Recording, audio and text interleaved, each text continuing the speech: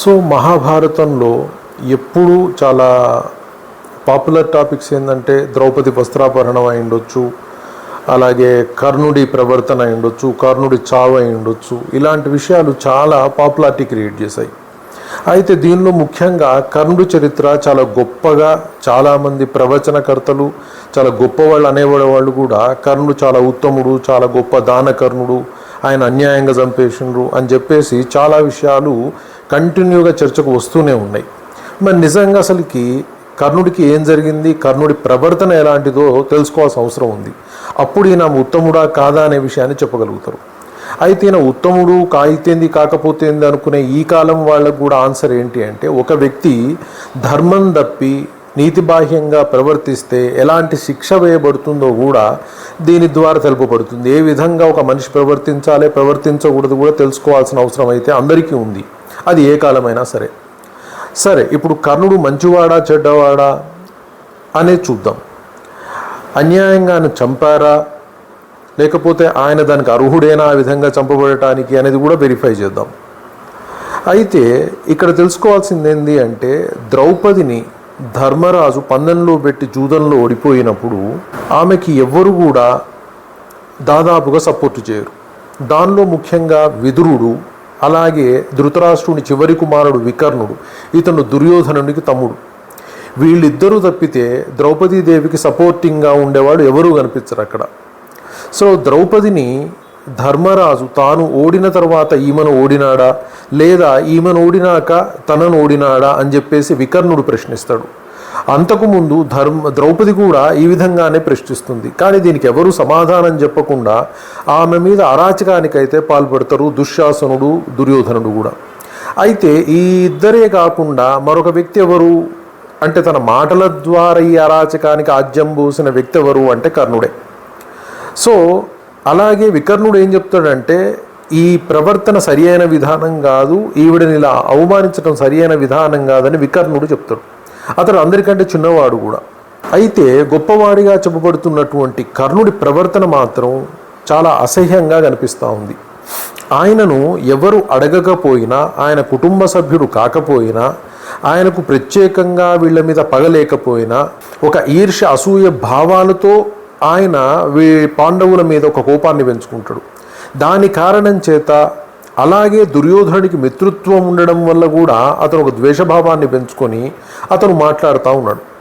అతను వికర్ణుడితో ఏమని చెప్తూ ఉంటాడంటే, అగ్నిని పుట్టించడానికి ఉపయోగించిన కర్రను అగ్ని దహించినట్టుగానే ఏ వంశంలో పుట్టినవాడు ఆ వంశాన్ని నాశనం చేస్తాడు అని చెప్తాడు.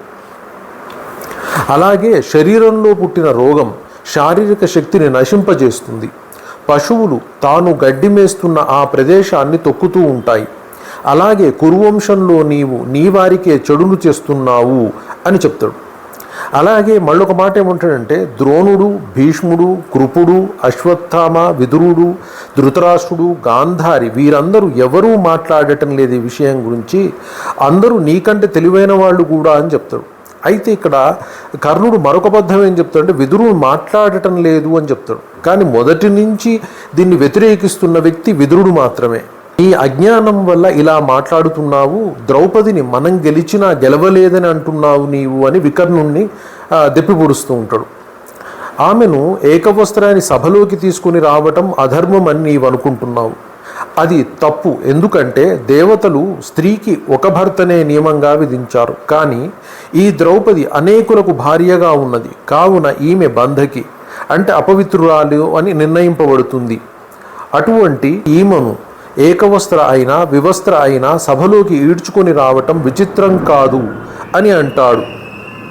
మరలా దుశ్శాసనుడితో వికర్ణుడు, ఇతను బాలుడు, పాండవుల వస్త్రాలను ద్రౌపది వస్త్రాలను కూడా ఊడది అని చెప్తాడు కర్ణుడు.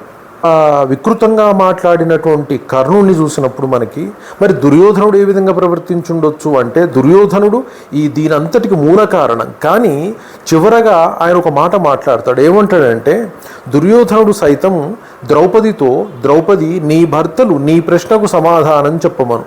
ప్రశ్నకి సమాధానంగా నీ భర్తలు ధర్మరాజు చేసింది తప్పు అని వారంటే నీ దాస్యానికి విముక్తి కలిగజేస్తాను నేను అని చెప్తాడు. కానీ కర్ణుడు, ఓ ద్రౌపది, దాసుడు, పుత్రుడు, అస్వతంత్ర స్త్రీ, ఈ ముగ్గురు నిర్ధనులే.